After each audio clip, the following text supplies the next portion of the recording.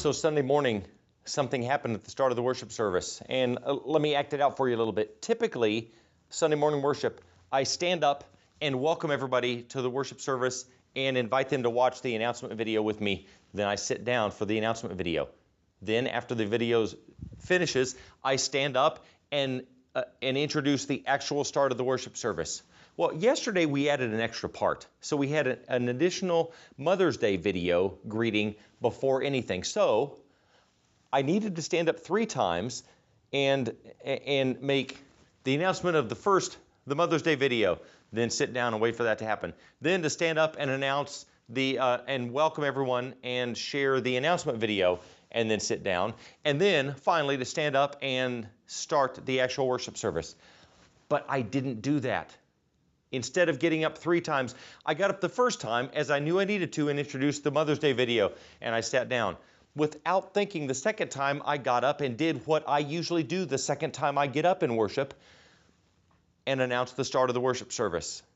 And as I was sitting down, I was reminded, you didn't share the announcement video. You have to introduce the announcement video. So I was all off because that's not the way I was used to doing things.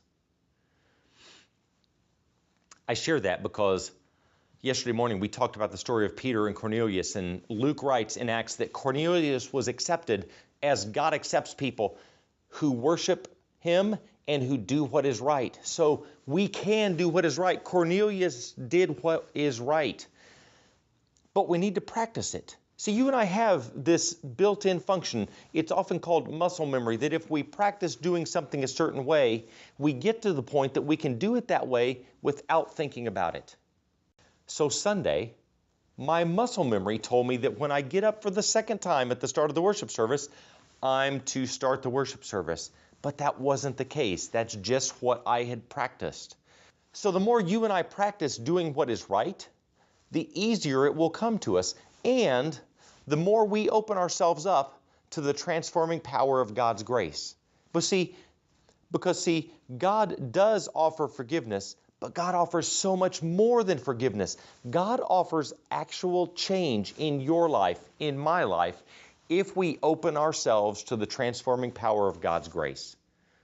We just have to practice. We have to do what is right. And sometimes you do what is right. Sometimes I do what is right. We need to practice doing this enough that it becomes part of who we are. And sometimes muscle memory will take over and we will find ourselves doing what is right, even if we're not trying to do what is right. May you open yourself up to the transforming power of God's grace this week and find yourself doing what is right.